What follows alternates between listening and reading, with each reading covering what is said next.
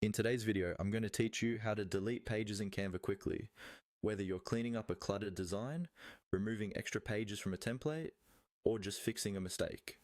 Knowing how to delete pages efficiently will save you a lot of time and frustration.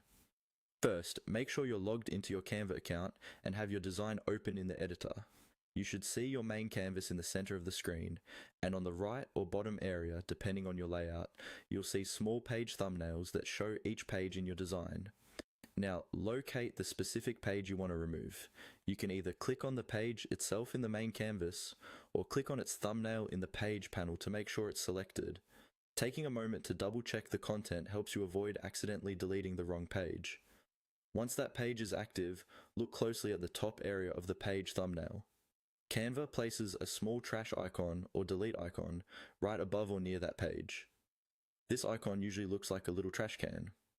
Hover your mouse over the page thumbnail if you don't see it immediately. Sometimes the icon appears when your cursor is on the page thumbnail area. When you see the trash icon appear above the page, click on it. Canva may ask you to confirm that you want to delete this page, especially if it contains content. If a confirmation message pops up, simply confirm that you want to delete. As soon as you do, the page will be removed from your design, and the remaining pages will shift to close the gap. If you delete a page by mistake, don't panic. Canva has an undo option at the top of the editor, usually shown as a curved arrow pointing left. Click that undo button right away to restore the deleted page. You can also use the standard keyboard shortcut for undo if you prefer.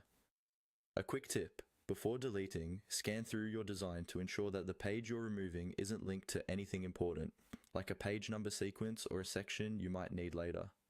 If you're unsure, you can duplicate the design first and work on the copy, so you always have a backup. And that's all there is to it.